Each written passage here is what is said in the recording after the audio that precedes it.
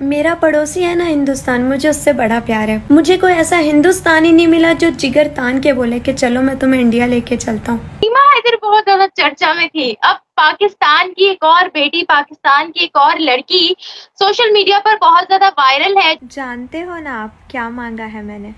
हिंदुस्तान। हाँ, वहाँ आना चाहती हूँ। हमने तो भीख में उठा करके पाकिस्तान दे ही दिया।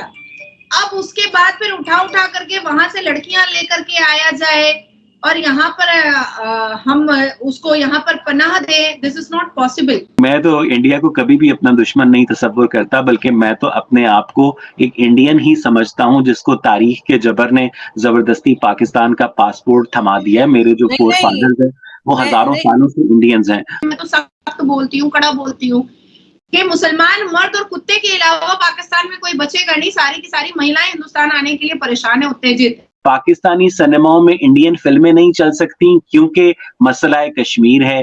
पाकिस्तान के अंदर बनारसी साड़ी नहीं आ सकती क्योंकि मसला कश्मीर है। लेकिन पाकिस्तान और इंडिया का जो क्रिकेट मैच है ना, उसके लिए हम मिन्नतें करते हैं, प्लीज हमारे साथ क्रिकेट खेल लो।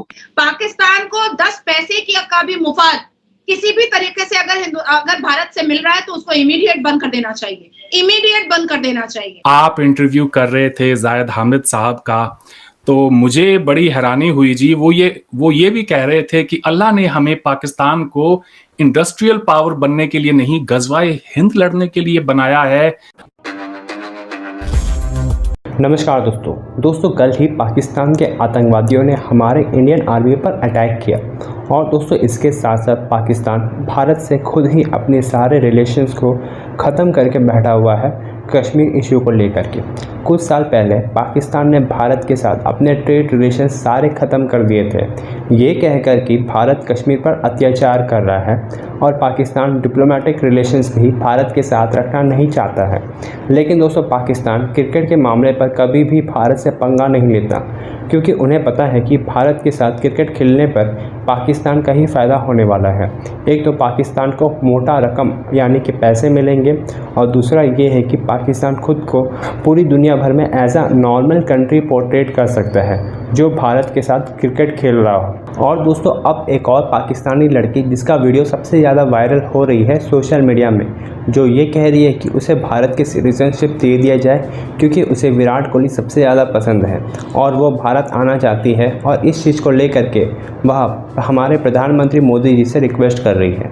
तो चलिए दोस्तों इसी पर आगे पाकिस्तानी मीडिया का रिएक्शन देखते हैं। फौज जो है आर्मी चीफ का कहना ये है कि वो इकोनॉमी संभाल रहे हैं और डॉलर रेट नीचे लेकर आएंगे, तो आपके ख्याल से बॉर्डर कौन देखेगा?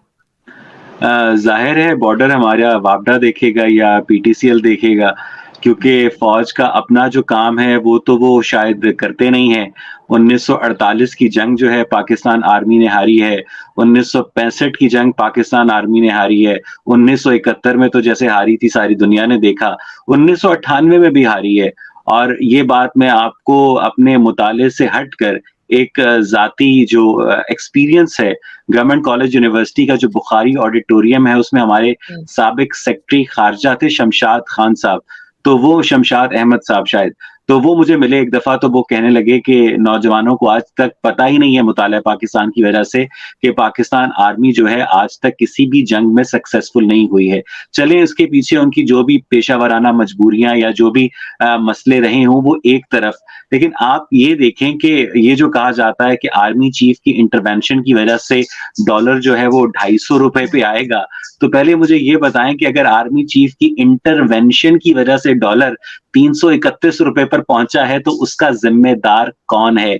जनरल कमर जावेद बाजवा ने जब बाजवा डॉक्ट्राइन आपको याद होगा इंट्रोड्यूस करवाई थी, तो डॉलर जो था तकरीबन 106 रुपए का या 107 रुपए का था, और उसके बाद जब हाफिज साहब की बारी आई तो डॉलर 331 रुपए पर पहुंच गया। वो गौरव आर्या बड़ी अच्छी बात करते होते हैं कि मसला ये नहीं है कि जनरल आसिम मुनीर बहुत अच्छी बात कर रहे हैं, मसला ये है कि जनरल आसिम मुनीर इस बात करने के अहल नहीं है, उन्हें इस बात की ट्रेनिंग नहीं है। मैंने अपने सोशल मीडिया पर भी लिखा कि एक कसाई जो है कभी भी हीरा नहीं तराश सकता, एक चॉकलेट मेकर कभी केक नहीं बना सकता, एक जो शेफ है वो कभी बिल्डिंग नहीं बना सकता, इसी तरह एक फौजी जर्नैल कभी भी इकोनॉमी को बिल्डअप नहीं कर सकता, और यही पाकिस्तान के हाइब्रिड मॉडल की सबसे बड़ा नुक्स है।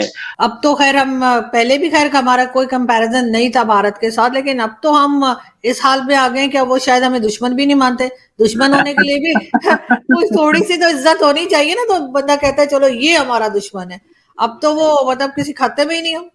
नहीं, मैं तो इंडिया को कभी भी अपना दुश्मन नहीं तस्वुर करता, बल्कि मैं तो अपने आप को एक इंडियन ही समझता हूँ, जिसको तारीख के जबर ने ज़बरदस्ती पाकिस्तान का पासपोर्ट थमा दिया है। मेरे जो नहीं फोर नहीं फादर्स हैं, वो मैं हज़ारों नहीं सालों से इंडियंस हैं, ठीक है? तो नहीं, वो मसला तो मेरे साथ भी ऐसा ही है। मैं आपसे ये नहीं हाँ, कह रही, मैं कह रही हूँ अगर हिंदुस्तान हमें अपना दुश्मन नहीं मानेगा, नहीं। क्योंकि हमारी जो हालत है तो ऐसी इतना तो कमजोर और इतना बेकार तो शायद दुश्मन भी नहीं आपको चाहिए। किसने कहा है कि हिंदुस्तान हमें दुश्मन मानेगा तो उससे हमें कोई फ़ायदा होगा? हिंदुस्तान को दुश्मन बनाने का फ़ायदा तो सिर्फ़ और सिर्फ़ पाकिस्तान आर्मी को है।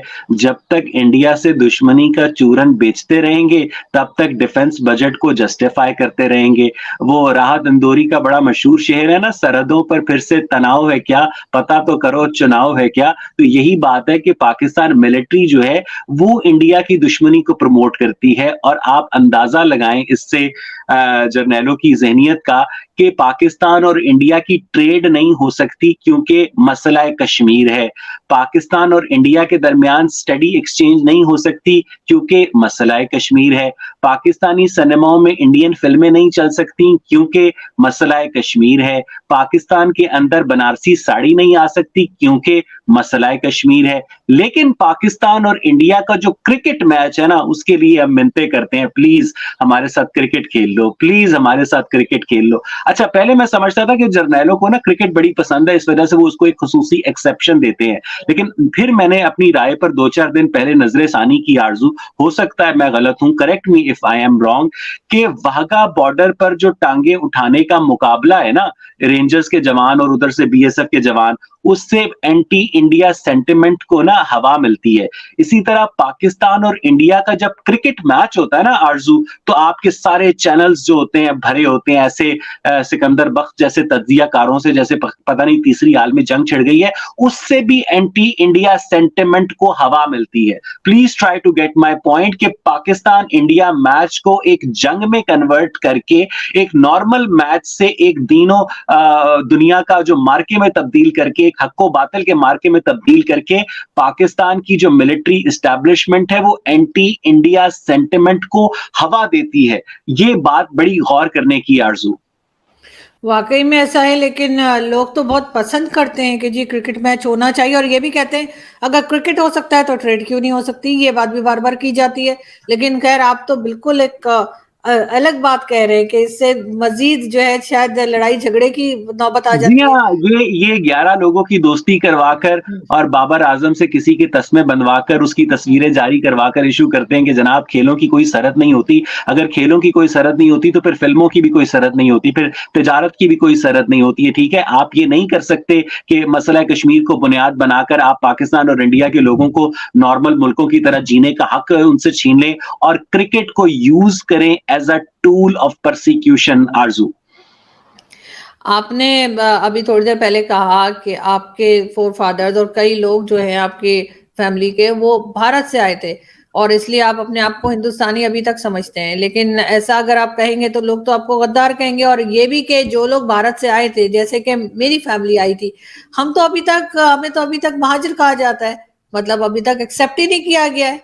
लोग यही कहते हैं कि अच्छा आप महाजिर हैं, तो क्या आप भी महाजिर ही हैं अभी तक?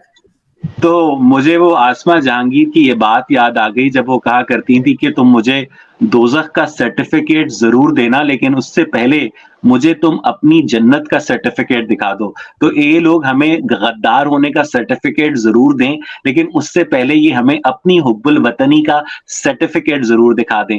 आज लाइन लग जाए ना कि अमेरिका का वीजा खुल गया है तो सऊदी अरब का वीजा भी खुल गया है, तो सऊदी अरब की लाइन में कोई नहीं खड़ा होगा, सारे अमेरिकन की वीजे की लाइन में खड़ा होकर ना सारा पाकिस्तान खाली हो जाएगा। आरजू, ये बिल्कुल हुब्बुल ऐसा ही वतनी का है। लेवल है।